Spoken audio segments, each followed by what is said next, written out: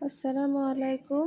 সুপ্রিয় দর্শক বন্ধুরা, আপনারা সবাই কেমন আছেন? আশা করছি ভালো আছেন। আমিও আল্লাহর অশেষ রহমতে আগে থেকে কিছুটা ভালো আছি। আজকে অনেক দিন যাবৎ অসুস্থ, হসপিটালে ভর্তি ছিলাম। তো বাসায় চলে এসেছি।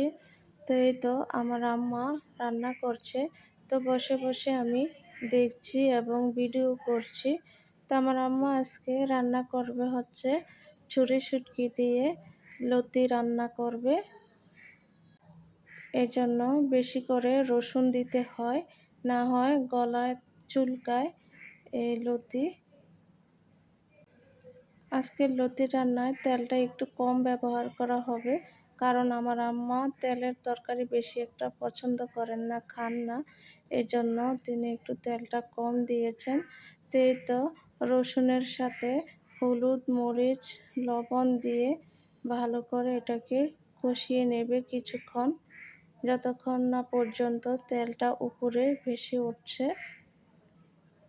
আমার আম্মা রান্না করছে আর আমি এদিক দিয়ে বসে বসে আম্মার কাছ থেকে লতি রান্না শিখছি।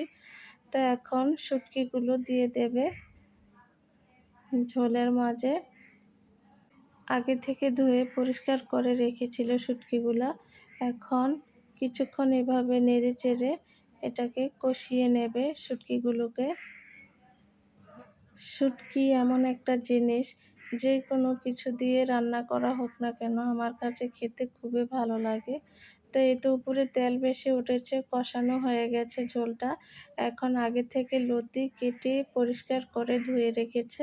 তো এগুলা দিয়ে দিল ঝোলের মাঝে, দিয়ে ভালো করে নেড়ে চেড়ে এখন রান্না করে নেবে আমার আম্মা। লতি কষানোর সময় শুটকির অনেক সুন্দর একটা ফ্লেভার এসেছিল। খেতে মন চেয়েছিল, কিন্তু আমি খাবো না, ডাক্তারের নিষেধ। আমি অ্যালার্জি জাতীয় জিনিস খেতে পারবো না। শুটকিতে আমার প্রচুর অ্যালার্জি হয়, তার উপরে আবার এখানে কচুরলতি। কচুরলতি তো এমনিতে চুলকায়, যেখানে লাগে সেখানে চুলকায়। তো এই তো প্রায় হয়ে এসেছে লতি রান্না। দেখুন কালারটা কত সুন্দর হয়েছে। আবার একটু ভালো করে নেড়ে চেড়ে দিবে, আলতো হাতে নাড়তে হবে, না হয় লতিগুলো ভেঙে যাবে। তো এই তো আমার আম্মা লতিটা রান্না করে নিল, হয়ে গেছে, এটা এখন উঠিয়ে নেবে। তো এদিক দিয়ে আরেক চুলার মাঝে পেঁয়াজ ভাজা হচ্ছে। মাছ রান্না হবে পেঁয়াজ আর টমেটো দিয়ে। পেঁয়াজটাকে ভালোভাবে লাল করে ভেজে নিতে হবে। আসলে আমার আম্মা যখন রান্না করে না, আমারও ঠিক তখন মন চায় রান্না করতে বসে বসে, কিন্তু কি করব বলেন, আমি যে অসুস্থ, পারি না। এই আর কি, আল্লাহ তাআলা যেন আমাকে সুস্থ করে দেন। এই তো টমেটো দিয়ে দিয়েছে পেঁয়াজগুলা ভাজা হওয়া পরে। তো টমেটোগুলোও একটু ভেজে নেবে। তো লবণও দিয়ে দিচ্ছে। অনেক চিকিৎসা করেছি, ট্রিটমেন্ট করেছি, কিন্তু কোনো লাভ হচ্ছে না। আমার রোগে মনে হচ্ছে ডাক্তারে ধরতে পারছে না। ভালো ট্রিটমেন্ট হলে হয়তো, বা রোগ পরিমাণ ট্রিটমেন্ট পড়লে হয়তো আমি ভালো হয়ে যেতাম, কিন্তু কোন ভাগ্যক্রমে আমার রোগে ডাক্তার ধরতে পারছে না। এই আর কি।